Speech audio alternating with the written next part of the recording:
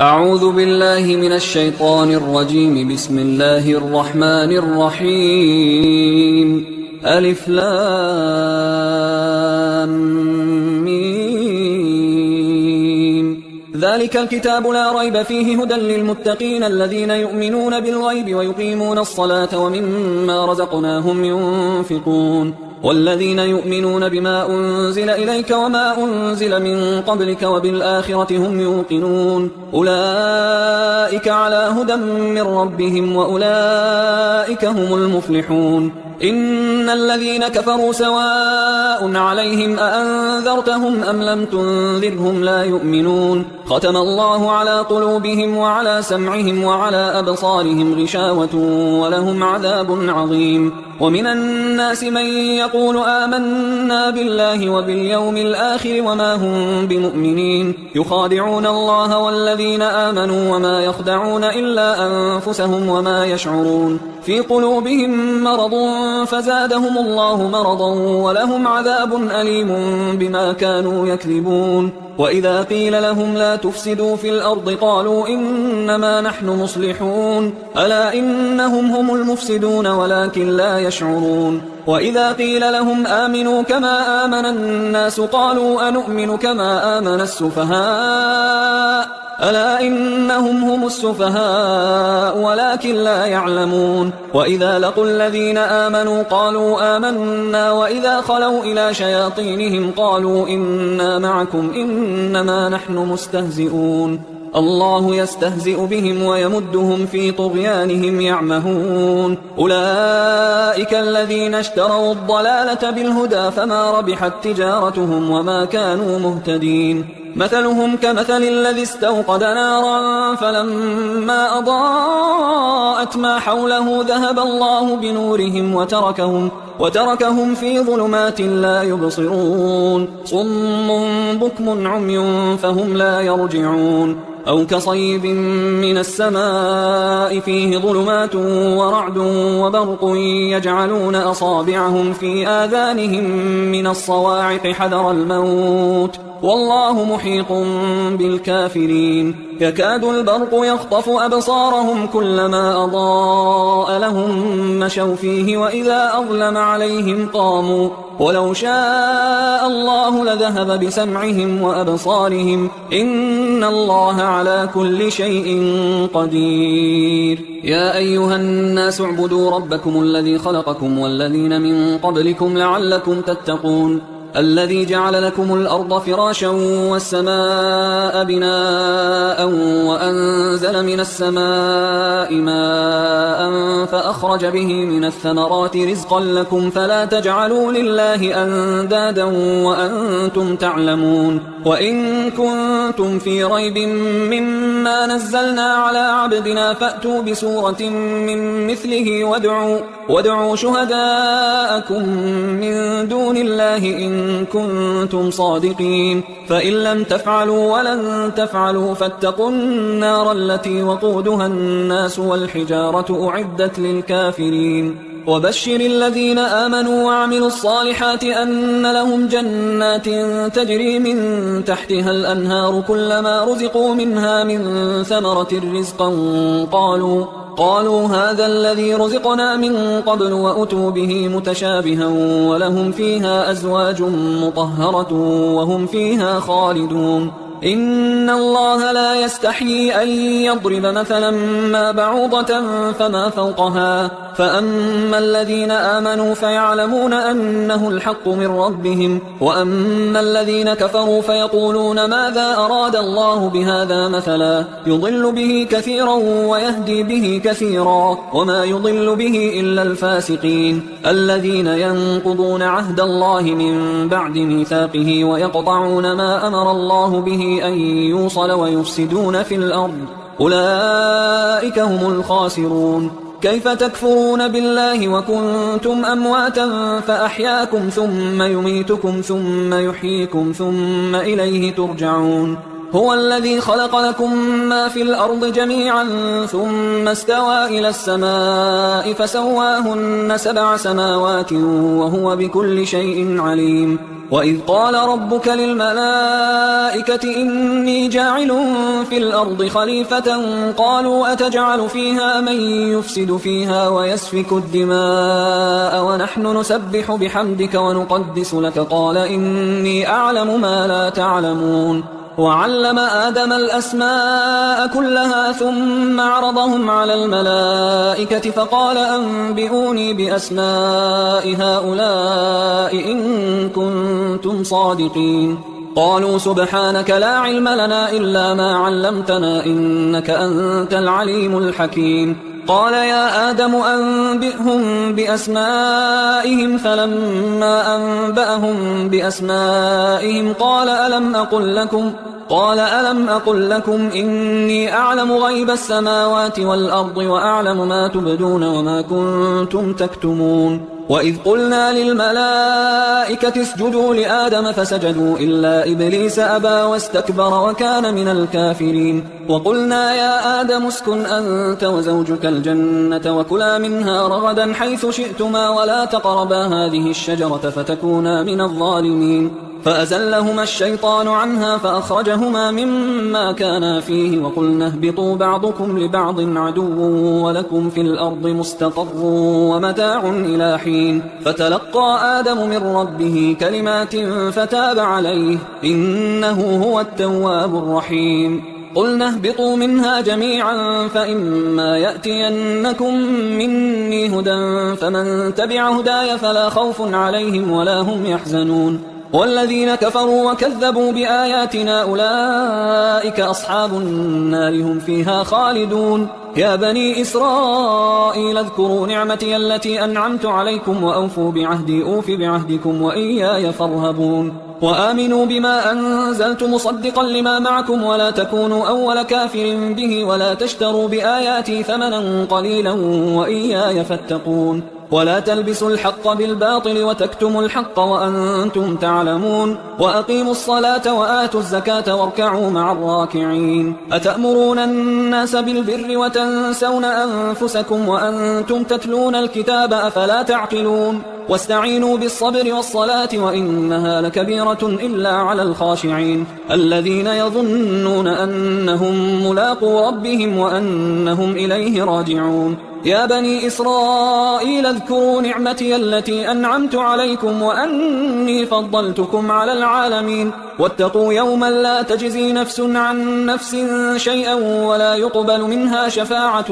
ولا يؤخذ منها عدل ولا هم ينصرون. وإذ نجيناكم من آل فرعون يسومونكم سوء العذاب يذبحون أبناءكم ويستحيون نساءكم وفي ذلكم بلاء من ربكم عظيم. وإذ فرقنا بكم البحر فأنجيناكم وأغرقنا آل فرعون وأنتم تنظرون. وإذ واعدنا موسى 40 ليلة ثم اتخذتم العجل من بعده وأنتم ظالمون ثم عفونا عنكم من بعد ذلك لعلكم تشكرون. وإذ آتينا موسى الكتاب والفرقان لعلكم تهتدون. وإذ قال موسى لقومه يا قوم إنكم ظلمتم أنفسكم باتخاذكم العجل فتوبوا إلى بارئكم فاقتلوا أنفسكم ذلكم خير لكم عند بارئكم فتاب عليكم إنه هو التواب الرحيم. وإذ قلتم يا موسى لن نؤمن لك حتى نرى الله جهرة فأخذتكم الصاعقة وأنتم تنظرون ثم بعثناكم من بعد موتكم لعلكم تشكرون. وظللنا عليكم الغمام وأنزلنا عليكم المن والسلوى كلوا من طيبات ما رزقناكم وما ظلمونا ولكن كانوا أنفسهم يظلمون. وإذ قلنا ادخلوا هذه القرية فكلوا منها حيث شئتم رغدا وادخلوا الباب سجدا وقولوا حطة نغفر لكم خطاياكم وسنزيد المحسنين. فبدل الذين ظلموا قولا غير الذي قيل لهم فأنزلنا على الذين ظلموا رجزا من السماء بما كانوا يفسقون. وإذ استسقى موسى لقومه فقلنا اضرب بعصاك الحجر فانفجرت منه 12 عينا قد علم كل أناس مشربهم كلوا واشربوا من رزق الله ولا تعثوا في الأرض مفسدين وإذ قلتم يا موسى لن نصبر على طعام واحد فادع لنا ربك يخرج لنا مما تنبت الأرض من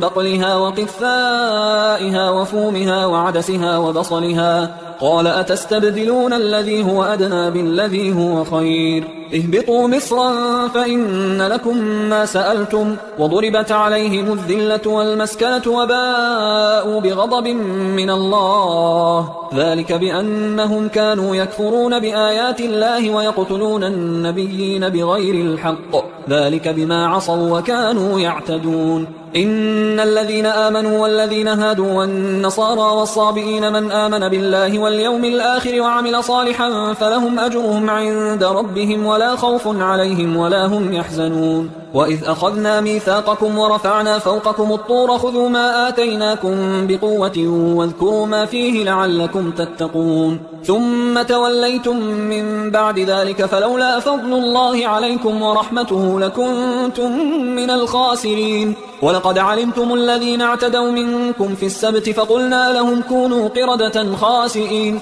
فجعلناها نكالا لما بين يديها وما خلفها وموعظة للمتقين وإذ قال موسى لقومه إن الله يأمركم أن تذبحوا بقرة قالوا أتتخذنا هزوا قال أعوذ بالله أن أكون من الجاهلين قالوا ادع لنا ربك يبين لنا ما هي قال إنه يقول إنها بقرة لا فارض ولا بكر عوان بين ذلك فافعلوا ما تؤمرون قالوا ادع لنا ربك يبين لنا ما لونها قال إنه يقول إنها بقرة صفراء فاقع لونها تسر الناظرين قالوا ادع لنا ربك يبين لنا ما هي إن البقرة شابه علينا وإنا إن شاء الله لمهتدون قال إنه يقول إنها بقرة لا ذلول تثير الأرض ولا تسقي الحرث مسلمة لا شية فيها قالوا الآن جئت بالحق فذبحوها وما كادوا يفعلون وإذ قتلتم نفسا فادارأتم فيها والله مخرج ما كنتم تكتمون فقلنا اضربوه ببعضها كذلك يحيي الله الموتى ويريكم آياته لعلكم تعقلون ثم قست قلوبكم من بعد ذلك فهي كالحجارة أو أشد قسوة وإن من الحجارة لما يتفجر منه الأنهار وإن منها لما يشقق فيخرج منه الماء وإن منها لما يهبط من خشية الله وما الله بغافل عما تعملون أفتطمعون أن يؤمنوا لكم وقد كان فريق منهم يسمعون كلام الله ثم يحرفونه من بعد ما عقلوه وهم يعلمون وإذا لقوا الذين آمنوا قالوا آمنا وإذا خلا بعضهم إلى بعض قالوا أتحدثونهم بما فتح الله عليكم ليحاجوكم به عند ربكم أفلا تعقلون أولا يعلمون أن الله يعلم ما يسرون وما يعلنون ومنهم أميون لا يعلمون الكتاب إلا أماني وإنهم إلا يظنون فويل للذين يكتبون الكتاب بأيديهم ثم يقولون هذا من عند الله ليشتروا به ثمنا قليلا فويل لهم مما كتبت أيديهم وويل لهم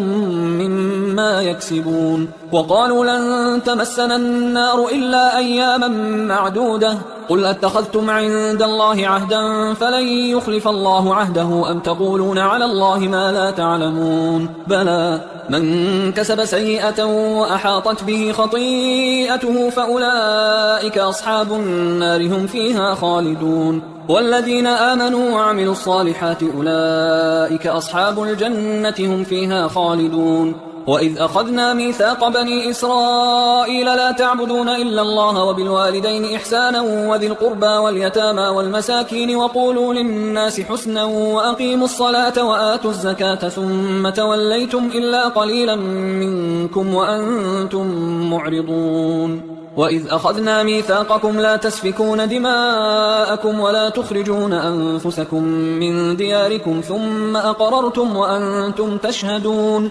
ثم أنتم هؤلاء تقتلون أنفسكم وتخرجون فريقا منكم من ديارهم تظاهرون عليهم بالإثم والعدوان وإن يأتوكم أسارى تفادوهم وهو محرم عليكم إخراجهم أفتؤمنون ببعض الكتاب وتكفرون ببعض فما جزاء من يفعل ذلك منكم إلا خزي في الحياة الدنيا ويوم القيامة يردون إلى أشد العذاب وما الله بغافل عما تعملون أولئك الذين اشتروا الحياة الدنيا بالآخرة فلا يخفف عنهم العذاب ولا هم ينصرون ولقد آتينا موسى الكتاب وقفينا من بعده بالرسل وآتينا عيسى بن مريم البينات وأيدناه بروح القدس أفكلما جاءكم رسول بما لا تهوى أنفسكم استكبرتم ففريقا كذبتم وفريقا تقتلون وقالوا قلوبنا غلف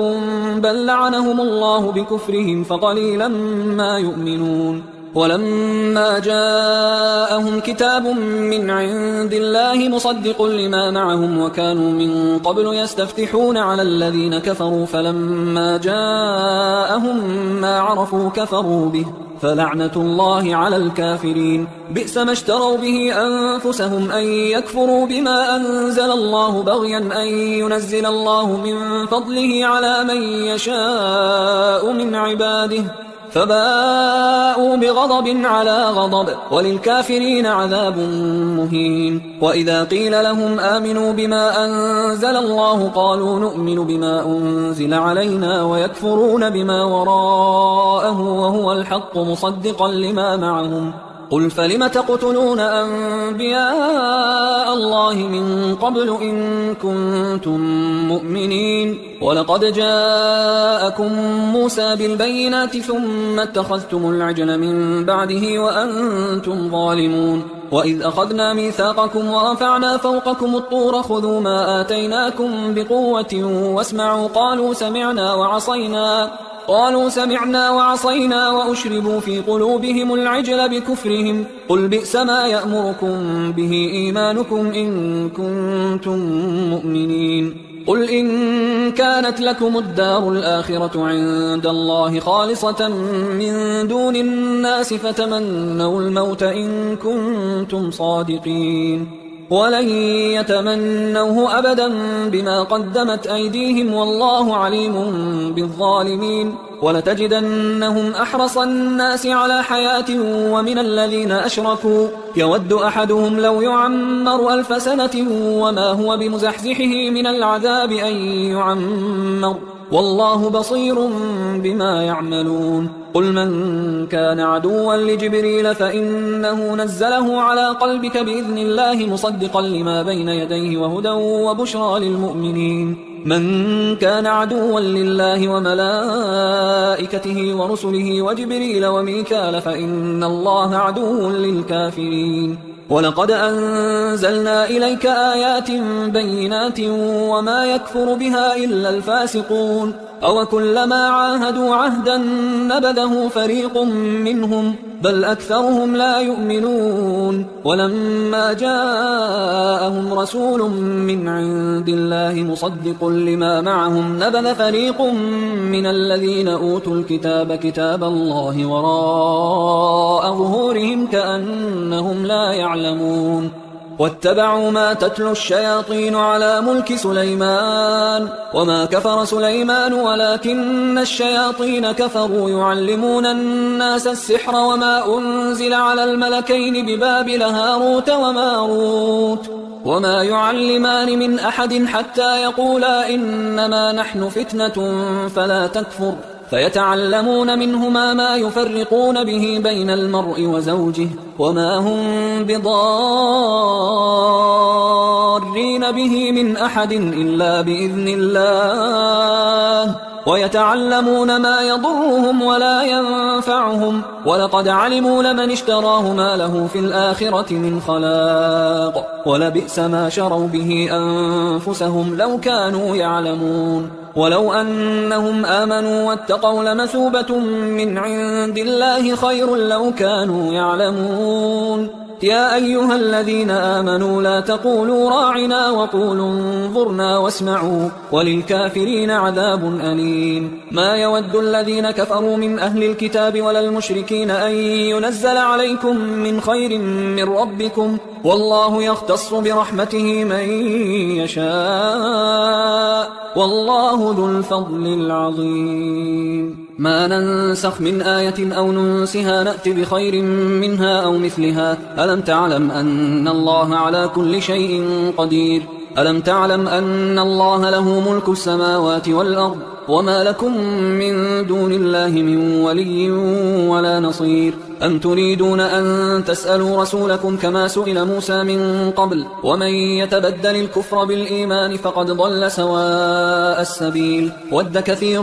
من أهل الكتاب لو يردونكم من بعد إيمانكم كفارا حسدا من عند أنفسهم من بعد ما تبين لهم الحق فاعفوا واصفحوا حتى يأتي الله بأمره إن الله على كل شيء قدير وأقيموا الصلاة وآتوا الزكاة وما تقدموا لأنفسكم من خير تجدوه عند الله إن الله بما تعملون بصير وقالوا لن يدخل الجنة إلا من كان هودا أو نصارى تلك أمانيهم قل هاتوا برهانكم إن كنتم صادقين بلى من أسلم وجهه لله وهو محسن فله أجره عند ربه ولا خوف عليهم ولا هم يحزنون وقالت اليهود ليست النصارى على شيء وقالت النصارى ليست اليهود على شيء وهم يتلون الكتاب كذلك قال الذين لا يعلمون مثل قولهم فالله يحكم بينهم يوم القيامة فيما كانوا فيه يختلفون ومن أظلم ممن منع مساجد الله أن يذكر فيها اسمه وسعى في خرابها أولئك ما كان لهم أن يدخلوها إلا خائفين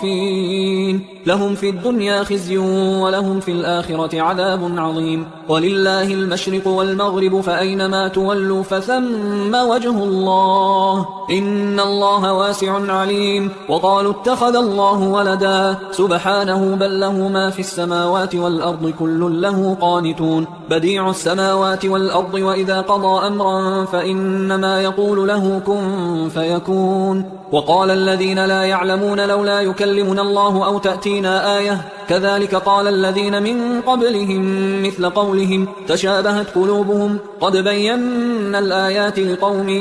يوقنون إنا أرسلناك بالحق بشيرا ونذيرا ولا تسأل عن أصحاب الجحيم ولن ترضى عنك اليهود ولا النصارى حتى تتبع ملتهم قل إن هدى الله هو الهدى ولئن اتبعت أهواءهم بعد الذي جاءك من العلم ما لك من الله من ولي ولا نصير الذين آتيناهم الكتاب يتلونه حق تلاوته أولئك يؤمنون به ومن يكفر به فأولئك هم الخاسرون يا بني إسرائيل اذكروا نعمتي التي أنعمت عليكم وأني فضلتكم على العالمين واتقوا يوما لا تجزي نفس عن نفس شيئا ولا يقبل منها عدل ولا تنفعها شفاعة ولا هم ينصرون وإذ ابتلى إبراهيم ربه بكلمات فأتمهن قال إني جاعلك للناس إماما قال ومن ذريتي قال لا ينال عهد الظالمين وإذ جعلنا البيت مثابة للناس وأمنا واتخذوا من مقام إبراهيم مصلى وعهدنا إلى إبراهيم وإسماعيل أن طهرا بيتي للطائفين والعاكفين والركع السجود وإذ قال إبراهيم رب اجعل هذا بلدا آمنا وارزق أهله من الثمرات من آمن منهم بالله واليوم الآخر قال ومن كفر فأمتعه قليلا ثم أضطره إلى عذاب النار وبئس المصير وإذ يرفع إبراهيم القواعد من البيت وإسماعيل ربنا تقبل منا إنك أنت السميع العليم ربنا وجعلنا مسلمين لك ومن ذريتنا أمة مسلمة لك وأرنا مناسكنا وتب علينا إنك أنت التواب الرحيم ربنا وبعث فيهم رسولا منهم يتلو عليهم آياتك ويعلمهم الكتاب والحكمة ويزكيهم إنك أنت العزيز الحكيم ومن يرغب عن ملة إبراهيم إلا من سفه نفسه ولقد اصطفيناه في الدنيا وإنه في الآخرة لمن الصالحين إذ قال له ربه أسلم قال أسلمت لرب العالمين ووصى بها إبراهيم بنيه ويعقوب يا بني إن الله اصطفى لكم الدين فلا تموتن إلا وأنتم مسلمون أم كنتم شهداء إذ حضر يعقوب الموت إذ قال لبنيه ما تعبدون من بعدي قالوا نعبد إلهك وإله آبائك إبراهيم وإسماعيل وإسحاق إلها واحدا ونحن له مسلمون تلك أمة قد خلت لها ما كسبت ولكم ما كسبتم ولا تسألون عما كانوا يعملون وقالوا كونوا هودا أو نصارى تهتدوا قل بل ملة إبراهيم حنيفا وما كان من المشركين قولوا آمنا بالله وما أنزل إلينا وما أنزل إلى إبراهيم وإسماعيل وإسحاق ويعقوب والأسباط وما أوتي موسى وعيسى وما أوتي النبيون من ربهم لا نفرق بين أحد منهم ونحن له مسلمون فإن آمنوا بمثل ما آمنتم به فقد اهتدوا وإن تولوا فإنما هم في شقاق فسيكفيكهم الله وهو السميع العليم صبغة الله ومن أحسن من الله صبغة ونحن له عابدون قل أتحاجوننا في الله وهو ربنا وربكم ولنا أعمالنا ولكم أعمالكم ونحن له مخلصون أم تقولون إن إبراهيم وإسماعيل وإسحاق ويعقوب والأسباط كانوا هودا أو نصارى قل أأنتم أعلم أم الله ومن أظلم ممن كتم شهادة عنده من الله وما الله بغافل عما تعملون تلك أمة قد خلت لها ما كسبت ولكم ما كسبتم ولا تسألون عما كانوا يعملون سيقول السفهاء من الناس ما ولاهم عن قبلتهم التي كانوا عليها قل لله المشرق والمغرب يهدي من يشاء إلى صراط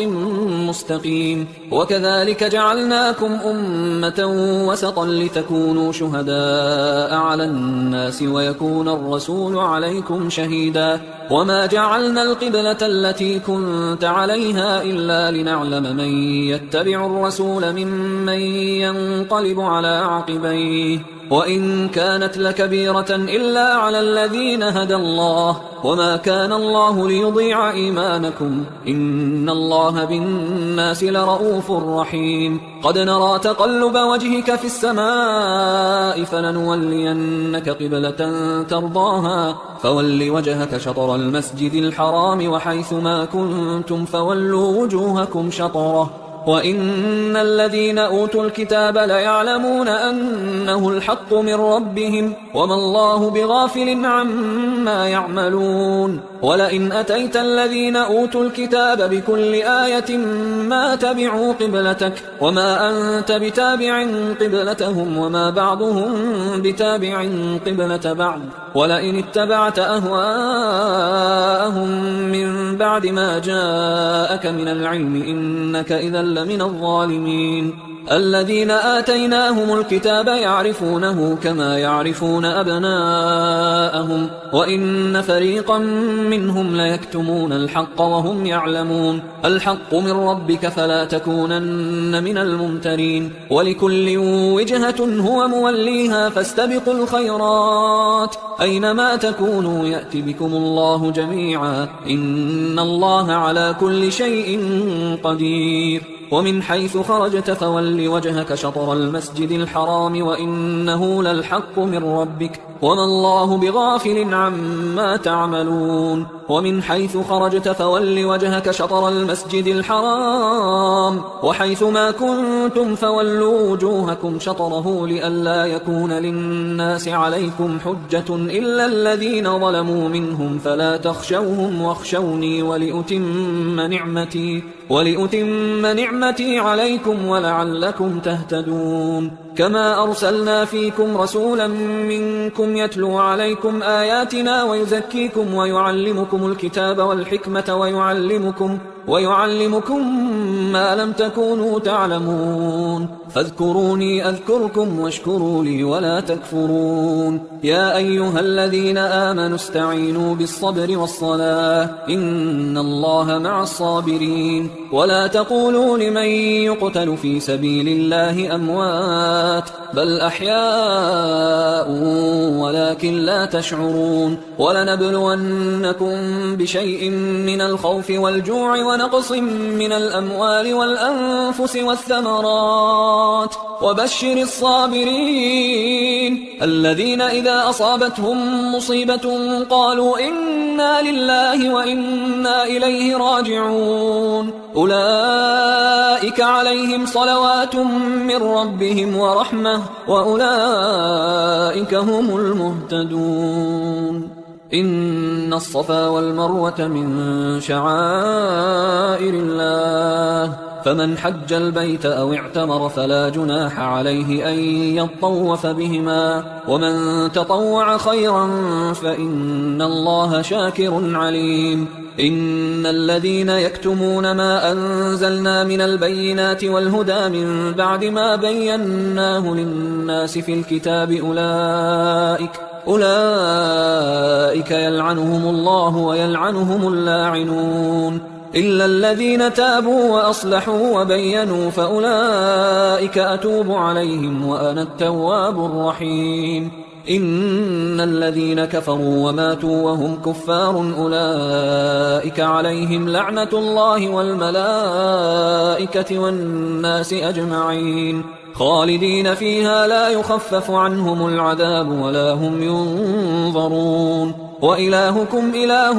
واحد لا إله إلا هو الرحمن الرحيم إن في خلق السماوات والأرض واختلاف الليل والنهار والفلك التي تجري في البحر بما ينفع الناس وما أنزل الله من السماء من ماء فأحيا به الأرض بعد موتها وبث فيها من كل دابة وتصريف الرياح والسحاب المسخر بين السماء والأرض لآيات لقوم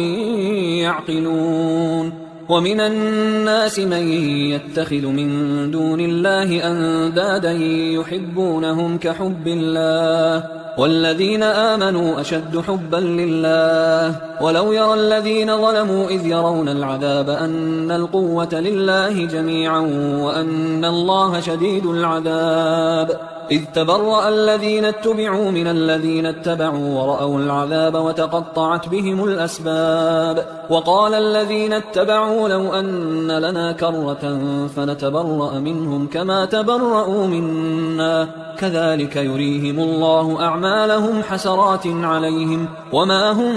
بخارجين من النار يا أيها الناس كلوا مما في الأرض حلالا طيبا ولا تتبعوا خطوات الشيطان إنه لكم عدو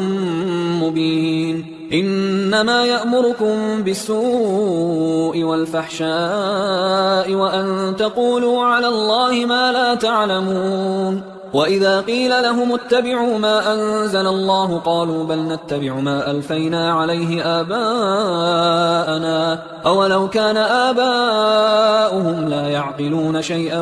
ولا يهتدون ومثل الذين كفروا كمثل الذي ينعق بما لا يسمع إلا دعاء ونداء صم بكم عمي فهم لا يعقلون يا أيها الذين آمنوا كلوا من طيبات ما رزقناكم واشكروا لله إن كنتم إياه تعبدون إنما حرم عليكم الميتة والدم ولحم الخنزير وما أهل به لغير الله فمن اضطر غير باغ ولا عاد فلا إثم عليه إن الله غفور رحيم إن الذين يكتمون ما أنزل الله من الكتاب ويشترون به ثمنا قليلا أولئك ما يأكلون في بطونهم إلا النار ولا يكلمهم الله يوم القيامة ولا يزكيهم ولهم عذاب أليم أولئك الذين اشتروا الضلالة بالهدى والعذاب بالمغفرة فما أصبرهم على النار ذلك بأن الله نزل الكتاب بالحق وإن الذين اختلفوا في الكتاب لفي شقاق بعيد ليس البر أن تولوا وجوهكم قبل المشرق والمغرب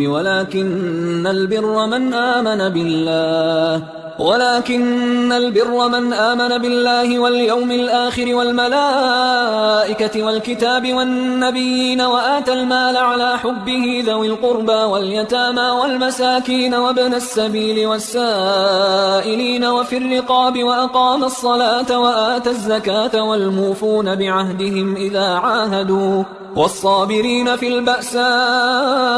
والضراء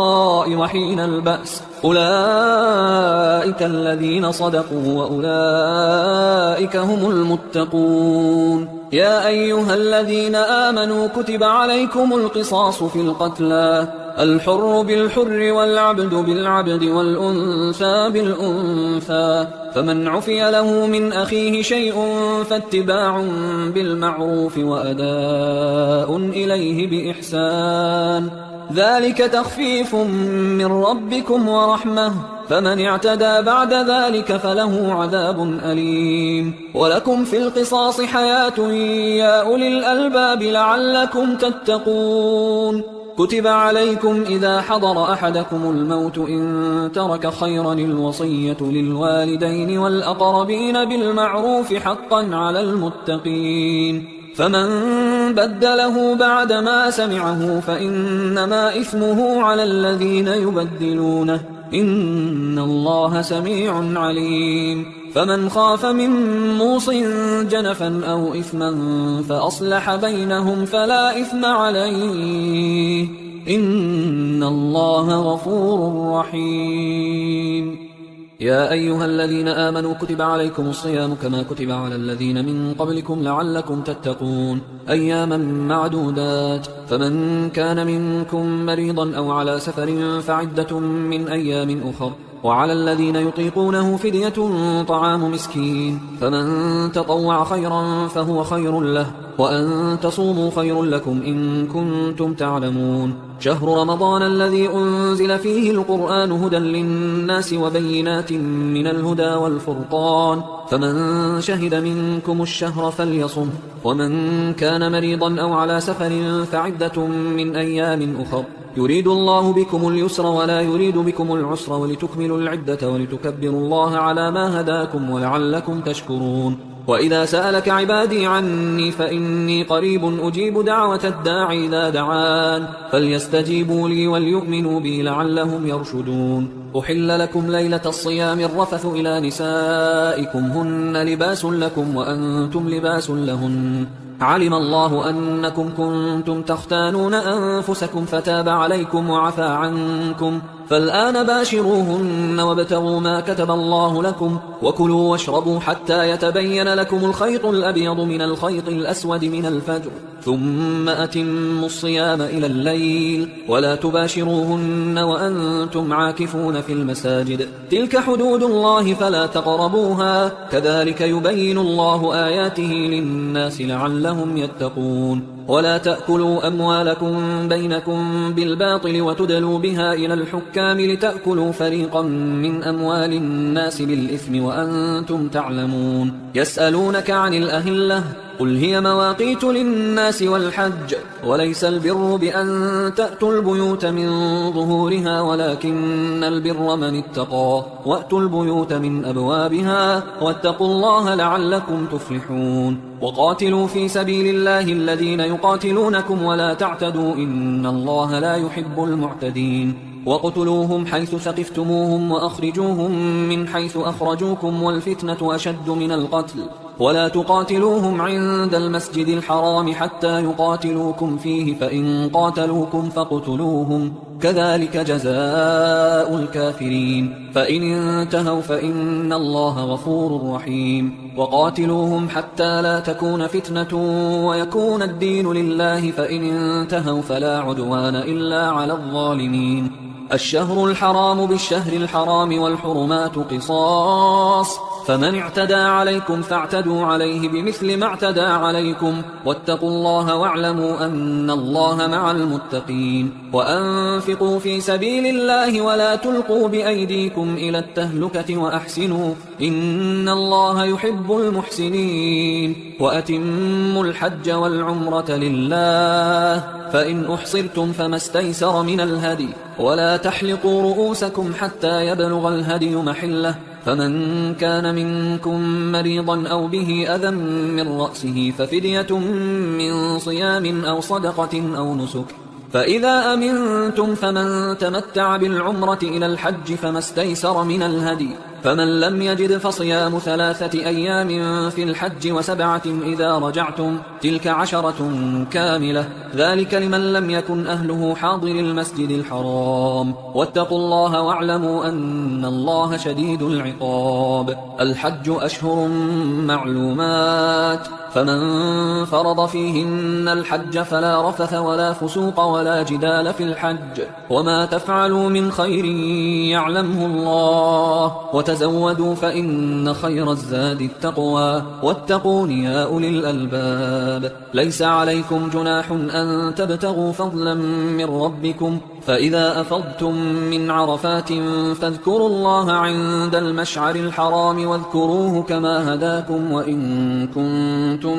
من قبله لمن الضالين ثم أفيضوا من حيث أفاض الناس واستغفروا الله إن الله غفور رحيم فإذا قضيتم مناسككم فاذكروا الله كذكركم آباءكم أو أشد ذكرا فمن الناس من يقول ربنا آتنا في الدنيا وما له في الآخرة من خلاق ومنهم من يقول ربنا آتنا في الدنيا حسنة وفي الآخرة حسنة وقنا عذاب النار أولئك لهم نصيب مما كسبوا والله سريع الحساب واذكروا الله في أيام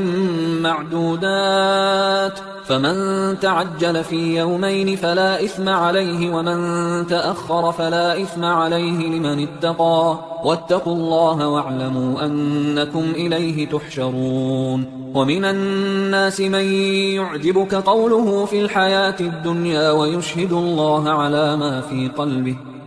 الله على ما في قلبه وهو ألد الخصام وإذا تولى سعى في الأرض ليفسد فيها ويهلك الحرث والنسل والله لا يحب الفساد وإذا قيل له اتق الله أخذته العزة بالإثم فحسبه جهنم ولبئس المهاد. ومن الناس من يشري نفسه ابتغاء مرضات الله والله رؤوف بالعباد. يا أيها الذين آمنوا ادخلوا في السلم كافة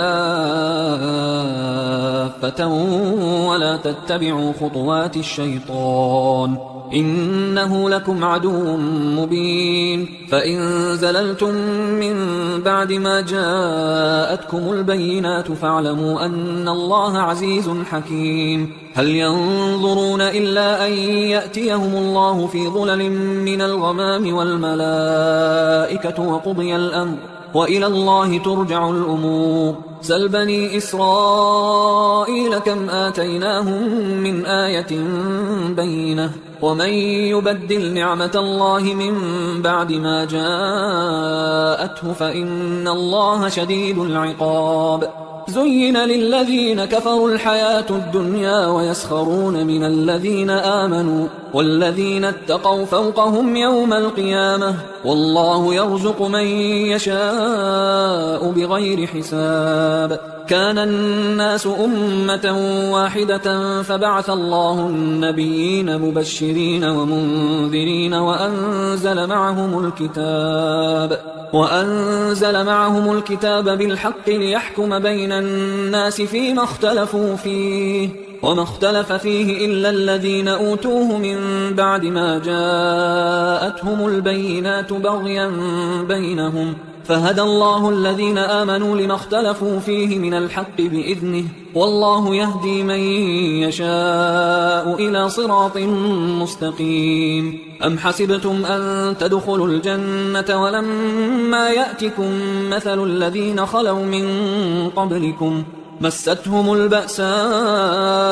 والضراء وزلزلوا حتى يقول الرسول والذين آمنوا معه متى نصر الله ألا إن نصر الله قريب. يسألونك ماذا ينفقون قل ما أنفقتم من خير فللوالدين والأقربين واليتامى والمساكين وابن السبيل وما تفعلوا من خير فإن الله به عليم. كتب عليكم القتال وهو كره لكم وعسى أن تكرهوا شيئا وهو خير لكم وعسى أن تحبوا شيئا وهو شر لكم والله يعلم وأنتم لا تعلمون. يسألونك عن الشهر الحرام قتال فيه قل قتال فيه كبير وصد عن سبيل الله وكفر به والمسجد الحرام وإخراج أهله منه أكبر عند الله والفتنة أكبر من القتل ولا يزالون يقاتلونكم حتى يردوكم عن دينكم إن استطاعوا ومن يرتدد منكم عن دينه فيمت وهو كافر فأولئك حبطت أعمالهم في الدنيا والآخرة وأولئك أصحاب النار هم فيها خالدون. إن الذين آمنوا والذين هاجروا وجاهدوا في سبيل الله أولئك يرجون رحمة الله والله غفور رحيم. يسألونك عن الخمر والميسر قل فيهما إثم كبير ومنافع للناس وإثمهما أكبر من نفعهما ويسألونك ماذا ينفقون قل العفو كذلك يبين الله لكم الآيات لعلكم تتفكرون في الدنيا والآخرة. ويسألونك عن اليتامى قل إصلاح لهم خير وإن تخالطوهم فإخوانكم والله يعلم المفسد من المصلح ولو شاء الله لأعنتكم إن الله عزيز حكيم. ولا تنكحوا المشركات حتى يؤمن ولأمة مؤمنة خير من مشركة ولو أعجبتكم ولا تنكحوا المشركين حتى يؤمنوا ولعبد مؤمن خير من مشرك ولو أعجبكم أولئك يدعون إلى النار والله يدعو إلى الجنة والمغفرة بإذنه ويبين آياته للناس لعلهم يتذكرون. ويسألونك عن المحيض قل هو أذى فاعتزلوا النساء في المحيض ولا تقربوهن حتى يطهرن فإذا تطهرن فأتوهن من حيث أمركم الله إن الله يحب التوابين ويحب المتطهرين نساؤكم حرث لكم فأتوا حرثكم أنى شئتم وقدموا لأنفسكم واتقوا الله واعلموا أنكم ملاقوه وبشر المؤمنين ولا تجعلوا الله عرضة لأيمانكم أن تبروا وتتقوا وتصلحوا بين الناس والله سميع عليم لا يؤاخذكم الله باللغو في أيمانكم ولكن يؤاخذكم بما كسبت قلوبكم والله غفور حليم للذين يؤلون من نسائهم تربص 4 أشهر فإن فاءوا فإن الله غفور رحيم وإن عزموا الطلاق فإن الله سميع عليم والمطلقات يتربصن بأنفسهن 3 قروء ولا يحل لهن أن يكتمن ما خلق الله في أرحامهن إن كن يؤمن بالله واليوم الآخر وبعولتهن أحق بردهن في ذلك إن أرادوا إصلاحا ولهن مثل الذي عليهن بالمعروف وللرجال عليهن درجة والله عزيز حكيم الطلاق 2 مرتان فإمساكم بمعروف أو تسريح بإحسان ولا يحل لكم أن تأخذوا مما آتيتموهن شيئا إلا أن يخافا ألا يقيما حدود الله فإن خفتم ألا يقيما حدود الله فلا جناح عليهما فيما افتدت به تلك حدود الله فلا تعتدوها ومن يتعد حدود الله فأولئك هم الظالمون فإن طلقها فلا تحل له من بعد حتى تنكح زوجا غيره فإن طلقها فلا جناح عليهما أن يتراجعا إن ظنا أن يقيما حدود الله وتلك حدود الله يبينها لقوم يعلمون وإذا طلقتم النساء فبلغن أجلهن فأمسكوهن بمعروف أو سرحوهن بمعروف ولا تمسكوهن ضرارا لتعتدوا ومن يفعل ذلك فقد ظلم نفسه ولا تتخذوا آيات الله هزوا واذكروا نعمة الله عليكم وما أنزل عليكم من الكتاب والحكمة يعظكم به واتقوا الله واعلموا أن الله بكل شيء عليم وإذا طلقتم النساء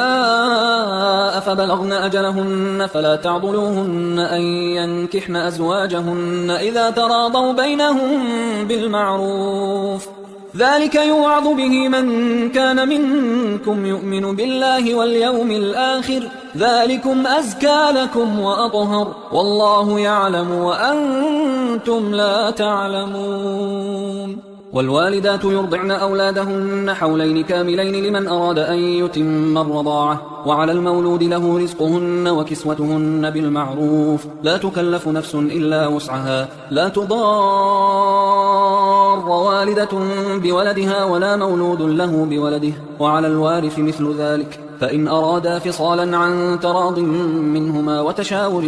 فلا جناح عليهما وإن أردتم أن تسترضعوا أولادكم فلا جناح عليكم إذا سلمتم ما آتيتم بالمعروف واتقوا الله واعلموا أن الله بما تعملون بصير والذين يتوفون منكم ويذرون أزواجا يتربصن بأنفسهن 4 أشهر و10 فإذا بلغن أجلهن فلا جناح عليكم فيما فعلن في أنفسهن بالمعروف والله بما تعملون خبير ولا جناح عليكم فيما عرضتم به من خطبة النساء أو أكننتم في أنفسكم علم الله أنكم ستذكرونهن ولكن لا تواعدوهن سرا إلا أن تقولوا قولا معروفا ولا تعزموا عقدة النكاح حتى يبلغ الكتاب أجله واعلموا أن الله يعلم ما في أنفسكم فاحذروه واعلموا أن الله غفور حليم لا جناح عليكم إن طلقتم النساء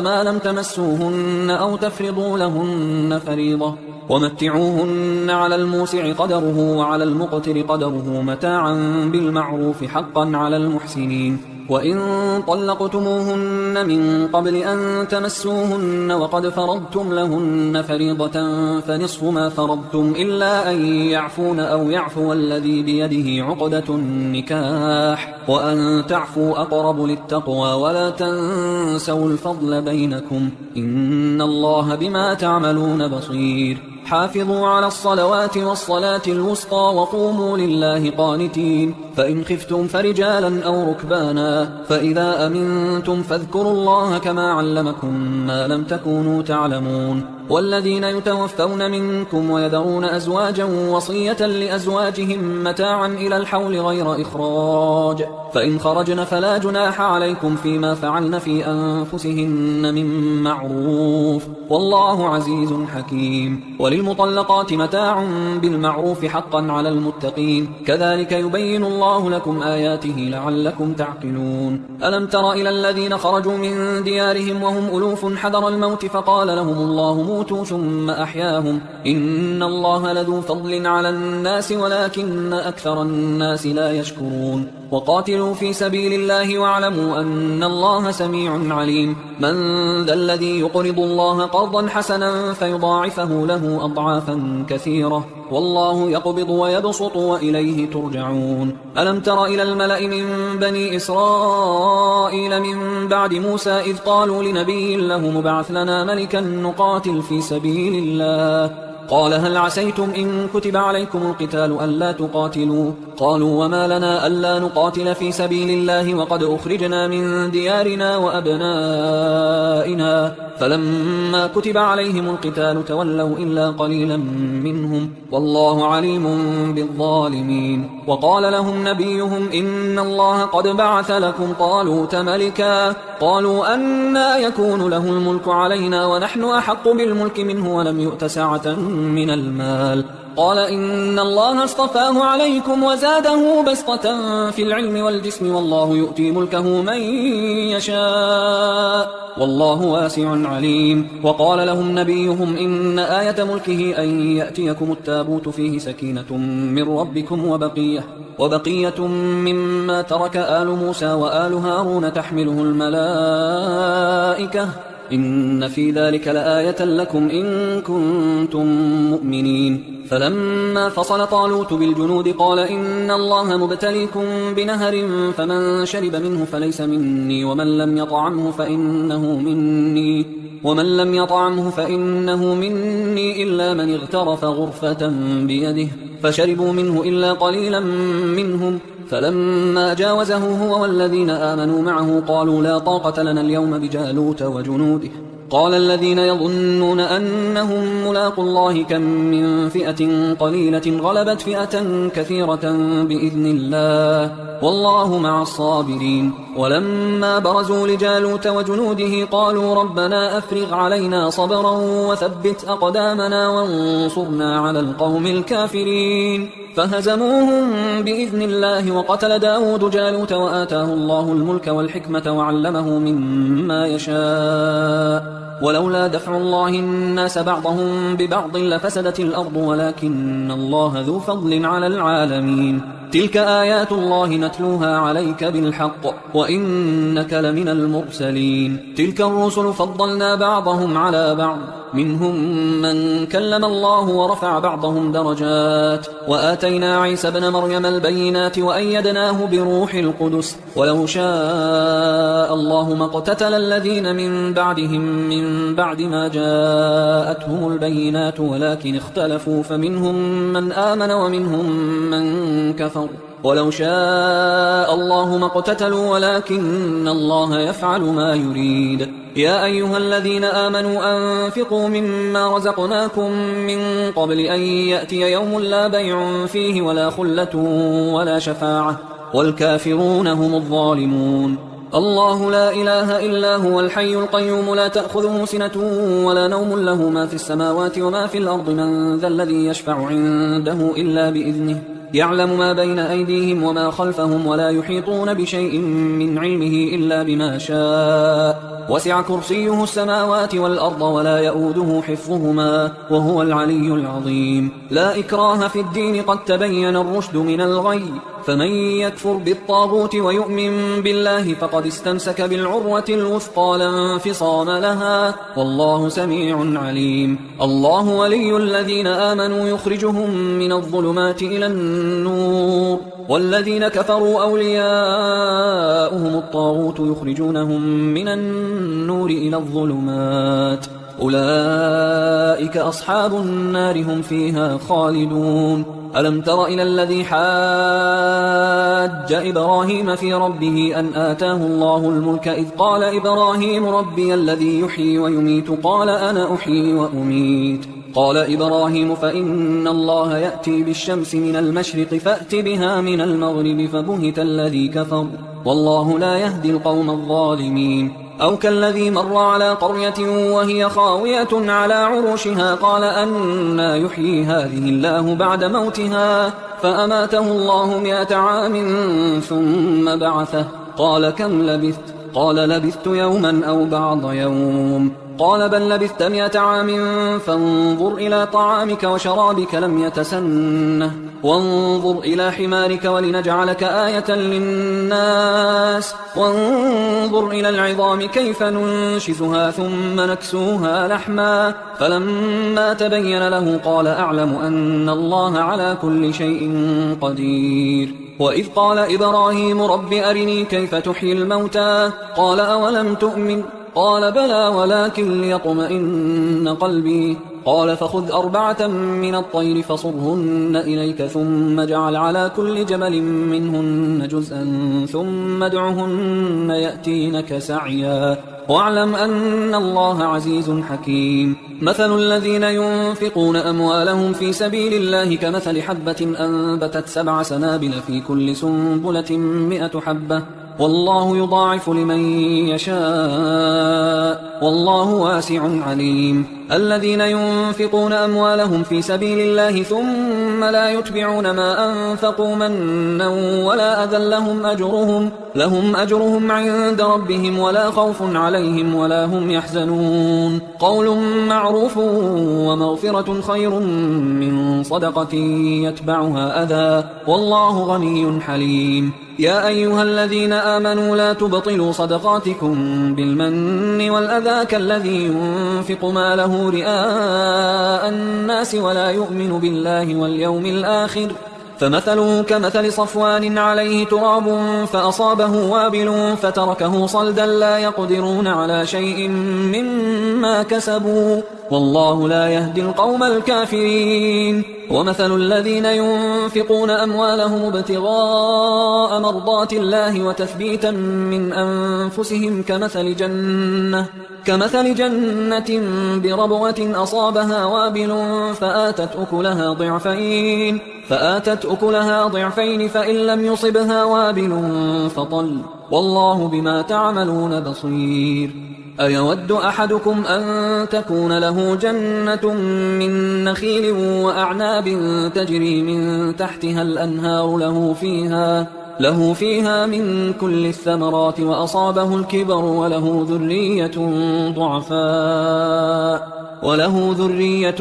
ضعفاء فأصابها إعصار فيه نار فاحترقت كذلك يبين الله لكم الآيات لعلكم تتفكرون. يا أيها الذين آمنوا أنفقوا من طيبات ما كسبتم ومما أخرجنا لكم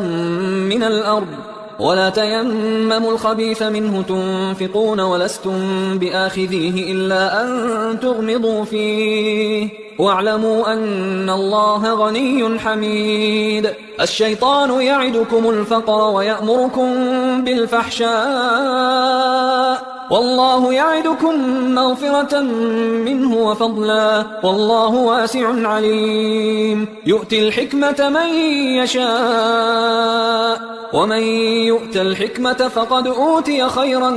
كثيرا وما يذكر إلا أولو الألباب. وما أنفقتم من نفقة أو نذرتم من نذر فإن الله يعلمه وما للظالمين من أنصار. إن تبدوا الصدقات فنعما هي، وإن تخفوها وتؤتوها الفقراء فهو خير لكم ويكفر عنكم من سيئاتكم والله بما تعملون خبير. ليس عليك هداهم ولكن الله يهدي من يشاء. وما تنفقوا من خير فلأنفسكم وما تنفقون إلا ابتغاء وجه الله وما تنفقوا من خير يوفى إليكم وأنتم لا تظلمون. للفقراء الذين أحصروا في سبيل الله لا يستطيعون ضربا في الأرض يحسبهم الجاهل أغنياء من التعفف تعرفهم بسيماهم لا يسألون الناس إلحافا وما تنفقوا من خير فإن الله به عليم. الذين ينفقون أموالهم بالليل والنهار سرا وعلانية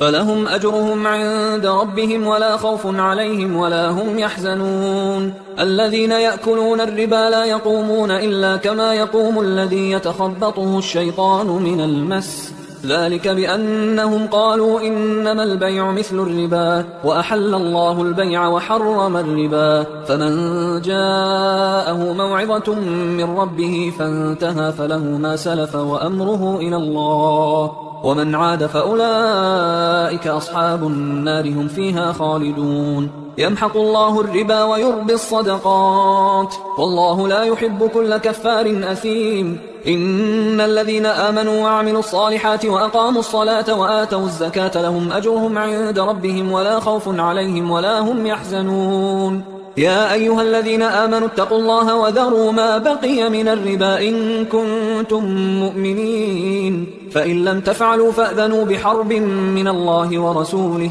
وإن تبتم فلكم رؤوس أموالكم لا تظلمون ولا تظلمون. وإن كان ذو عسرة فنظرة إلى ميسرة وأن تصدقوا خير لكم إن كنتم تعلمون. واتقوا يوما ترجعون فيه إلى الله ثم توفى كل نفس ما كسبت وهم لا يظلمون. يا أيها الذين آمنوا إذا تداينتم بدين إلى أجل مسمى فاكتبوه وليكتب بينكم كاتب بالعدل ولا يأب كاتب أن يكتب كما علمه الله فليكتب وليملل الذي عليه الحق وليتق الله ربه ولا يبخس منه شيئا فإن كان الذي عليه الحق سفيها أو ضعيفا أو لا يستطيع أن يمله فليملل وليه بالعدل واستشهدوا شهيدين من رجالكم فإن لم يكونا رجلين فرجل وامرأتان ممن ترضون من الشهداء أن تضل إحداهما فتذكر إحداهما الأخرى ولا يأبى الشهداء إذا ما دعوا ولا تسأموا أن تكتبوه صغيرا أو كبيرا إلى أجله ذلكم أقسط عند الله وأقوم للشهادة وأدنى أن لا ترتابوا إلا أن تكون تجارة حاضرة تديرونها بينكم فليس عليكم جناح ألا تكتبوها وأشهدوا إذا تبايعتم ولا يضار كاتب ولا شهيد وإن تفعلوا فإنه فسوق بكم واتقوا الله ويعلمكم الله والله بكل شيء عليم. وإن كنتم على سفر ولم تجدوا كاتبا فرهان مقبوضة فإن أمن بعضكم بعضا فليؤدي الذي ائتمن أمانته وليتق الله ربه ولا تكتموا الشهادة ومن يكتمها فإنه آثم قلبه والله بما تعملون عليم. لله ما في السماوات وما في الأرض وإن تبدوا ما في أنفسكم أو تخفوه يحاسبكم به الله فيغفر لمن يشاء ويعذب من يشاء والله على كل شيء